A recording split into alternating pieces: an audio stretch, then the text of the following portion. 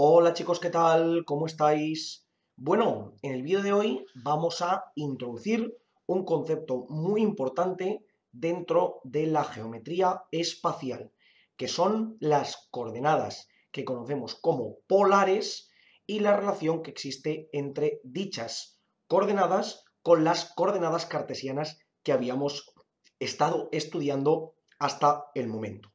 ¿A qué nos referimos con las coordenadas polares? Y sobre todo, ¿qué significan en relación con las coordenadas cartesianas? Si recordáis, las coordenadas cartesianas eran aquellas que estaban directamente ligadas con los tres ejes cartesianos, precisamente. Es decir, podemos dibujar aquí nuestros clásicos ejes, donde determinábamos el eje X, en este caso tal que así. El eje Y lo vamos a dibujar hacia adentro y hacia afuera, aunque podríamos perfectamente ponerlo hacia arriba y hacia abajo, y el eje Z lo vamos a poner en este caso hacia arriba y hacia abajo, aunque repito que podríamos ponerlo como considerásemos. Mientras exista una relación directa entre ellos, no hay ningún problema. Entonces, si recordáis, aquí habíamos puesto el eje X, aquí habíamos puesto el eje Y y aquí poníamos el eje Z.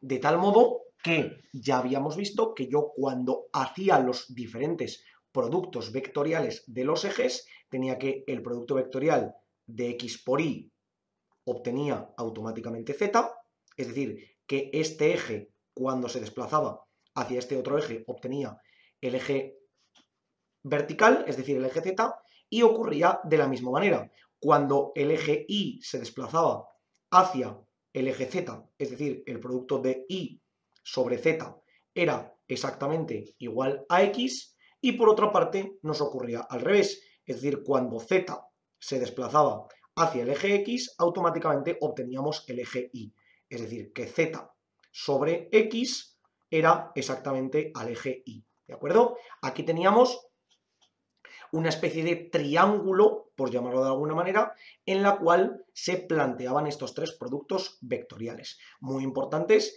a la hora de trabajar con algunos campos vectoriales, como podemos ver en la rama de la física. Pero ¿qué ocurre? Que estas coordenadas cartesianas que hemos utilizado por el momento siempre van a ser una posibilidad para representar cualquier punto dentro del espacio, porque lo único que nos marcan es cuánto me he desplazado hacia la derecha o a la izquierda en el origen, hacia adentro o hacia afuera, y hacia arriba o hacia abajo con respecto a cada uno de los ejes. Ya sabéis, coordenadas positivas sería hacia la derecha, hacia adentro o hacia arriba, coordenadas negativas sería hacia la izquierda, hacia afuera o hacia abajo. Esta sería la representación cartesiana que tendríamos. Cuando, por ejemplo, nosotros escogemos un punto, ¿vale? Por ejemplo, podemos coger, voy a borrar por aquí, podemos coger este punto de aquí, el cual podríamos ver que tendría esta distancia con respecto al eje X, esta distancia con respecto al eje y esta altura con respecto al plano, ¿de acuerdo? Es decir, que este punto tendría las coordenadas X, Y y Z, ¿ok? En términos generales. ¿Pero qué ocurre? Que esto en algunas ocasiones no tiene por qué ser la mejor manera de representar los puntos. ¿Y a qué nos referimos con esto? Pues que de la misma manera que hemos considerado la coordenada derecha e izquierda hacia adentro y hacia afuera y hacia arriba y hacia abajo, podemos considerar otro tipo de manera de representar las coordenadas. Y para ello vamos a introducir lo que hemos denominado previamente como coordenadas polares. ¿Por qué se determinan como coordenadas polares o por qué se les llama así? Pues porque van a estar directamente relacionadas con el ángulo con respecto al que nos refiramos, ¿ok?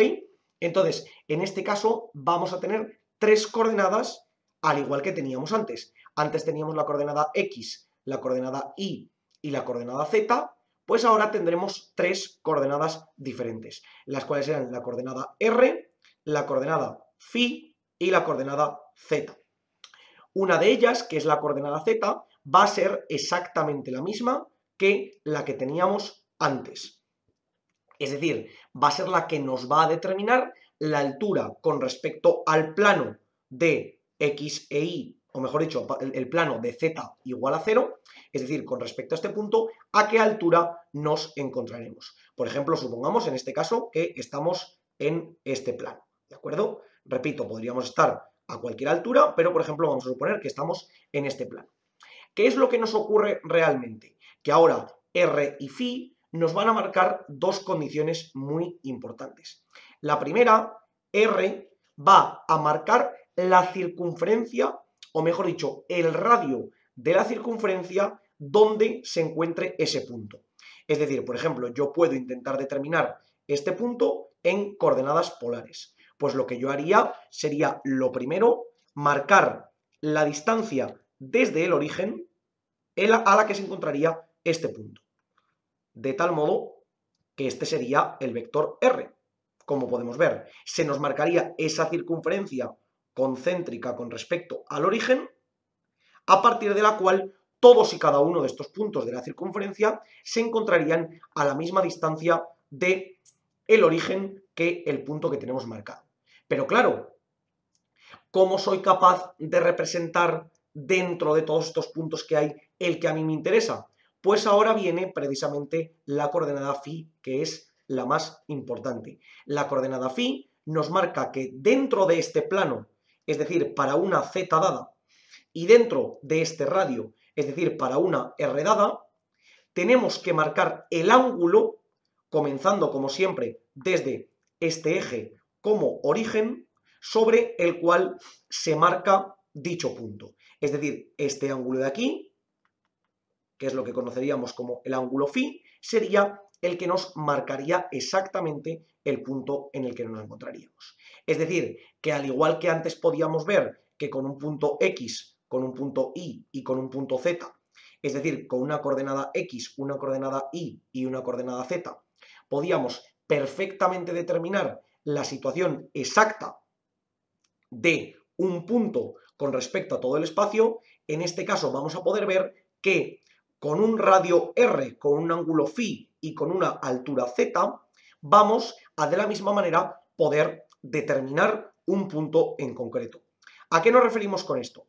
Lo primero, marcaremos la distancia a la cual nos encontraremos del eje vertical, o en este caso del origen de coordenadas, aunque podría ser del eje vertical en general.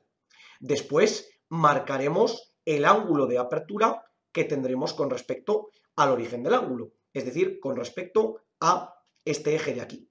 Y por último, marcaremos la altura con respecto al origen, es decir, la altura con respecto al plano z igual a 0 sobre la que nos encontraremos. De esa manera podemos ver perfectamente cómo estabilizamos este punto de la misma manera que haríamos con cada una de estas coordenadas.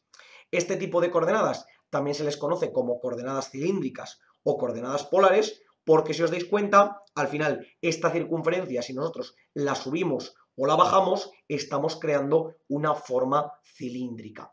Y de la misma manera podríamos representar en coordenadas cilíndricas cualquiera de los puntos exteriores de ese teórico cilindro de radio R que tendríamos. Pero claro, aquí ahora nos viene una característica muy importante, que es encontrar la relación que existe entre las coordenadas polares y las coordenadas cartesianas, o al revés, es decir, cómo puedo pasar de coordenada polar a coordenada cartesiana y viceversa. Bueno, pues lo primero que vamos a encontrar es que la coordenada z, como hemos dicho, era exactamente la misma. Por tanto, tendremos que esa coordenada z se mantendrá. Es decir, que la coordenada z siempre va a ser igual a la coordenada z. Es decir, que la altura en cartesiano, vamos a ponerlo aquí para que se entienda bien, en cartesiano y en polar, en el caso de la coordenada z, vamos a tener que va a ser exactamente igual a la coordenada z, ¿de acuerdo? Pero ahora vamos a ver cómo representamos la coordenada x y cómo representamos la coordenada y. Y para ello nos vamos a ayudar de la trigonometría. Es decir, si nos damos cuenta, si nosotros aquí marcamos este triángulo rectángulo que se forma entre lo que sería los dos catetos, que sería la altura sobre el eje Y y la distancia sobre el eje X, nosotros podemos sacar este triángulo rectángulo aquí fuera. Es decir, que podríamos ver que esto sería lo que hemos nombrado como el vector R. Esta sería la componente en Y del vector R. Y esta sería la componente en X del vector R. Esto sería la componente en Y y la componente en X, teniendo en cuenta que este es el ángulo φ que hemos llamado. Entonces, si nos damos cuenta, aquí vemos enseguida la relación, porque podemos ver que el seno de φ sería exactamente igual a R sub I dividido entre R. O lo que es lo mismo, que R sub I sería R por el seno de φ. Y viceversa, tendríamos que el coseno de φ, como sería cateto contiguo entre hipotenusa, sería R sub X entre R, o lo que es lo mismo, R sub X sería R por el coseno de φ. De tal modo que automáticamente podemos ver que la componente X de nuestro punto sería simplemente la distancia multiplicada por el coseno del ángulo que tengamos, mientras que la componente Y sería de nuevo la distancia multiplicada por el seno del ángulo. Es decir, que esto sería R coseno de φ y esto sería R por el seno de φ. ¿De acuerdo? Esta sería la manera en la que podríamos pasar de coordenada cartesiana a coordenada polar. Y ahora nos puede pasar al revés. ¿Cómo puedo pasar de coordenada polar a coordenada cartesiana? ¿Vale? En este caso tendría la coordenada R, la coordenada φ y la coordenada z. Como hemos visto, la coordenada z va a ser exactamente la misma siempre, ¿vale? ¿Qué nos ocurre en este caso? Que la coordenada R, si os dais cuenta, es el módulo de la hipotenusa que tenemos en este triángulo, ¿vale? Si os habéis dado cuenta, esto era lo que antes en coordenadas cartesianas llamábamos X y esto era lo que antes en coordenadas cartesianas llamábamos Y. Por tanto, si aplicamos el teorema de Pitágoras, tendremos que R al cuadrado será Y al cuadrado más X al cuadrado. O lo que es lo mismo, que R será la raíz cuadrada de X cuadrado más Y al cuadrado. Es decir, que de esta manera podemos ver que el módulo de R, o lo que es lo mismo, la distancia que separa el punto de el eje Z, sería simplemente como el módulo de un vector, es decir, el cuadrado de la primera coordenada más el cuadrado de la segunda coordenada, todo elevado, mejor dicho, dentro de una raíz. Es decir, que esto sería la raíz cuadrada de X cuadrado más Y al cuadrado. Y en el caso del ángulo φ, que es la segunda coordenada que hemos de determinar, pues podemos ver que la tangente de φ, yo la puedo determinar precisamente en este triángulo, sería simplemente cateto opuesto entre cateto contiguo, es decir, Y entre X. Por tanto, φ sería el arco cuya tangente sería Y entre X. Por tanto, esto sería el arco tangente de Y entre X. ¿Ok? Mucho cuidado con esto, porque esto es una Y, no es un φ, ¿vale? Que muchas veces se puede confundir. Esto es una Y dividido entre X, para que nos quede claro. Así que esta es la manera en la que podemos pasar de coordenadas cartesianas a coordenadas polares y viceversa. Es decir, son las relaciones directas e inversas que existen entre cada una de ellas. Veremos más adelante unos cuantos movimientos dentro del espacio, los cuales son imprescindibles o son mucho más útiles de trabajar en coordenadas polares que en coordenadas cartesianas. ¿Qué ocurre? Que en el caso de las coordenadas polares y de las coordenadas cartesianas también nos ocurre exactamente lo mismo, porque nos ocurría antes en términos de productos vectoriales, porque al igual que nosotros aquí habíamos definido el vector R como que era ese vector radial que iba desde el centro, desde el eje, hasta el punto donde estábamos, el vector φ se puede definir como el vector tangente a la trayectoria que tendríamos con respecto a nuestro radio. Es decir, que este sería el vector φ.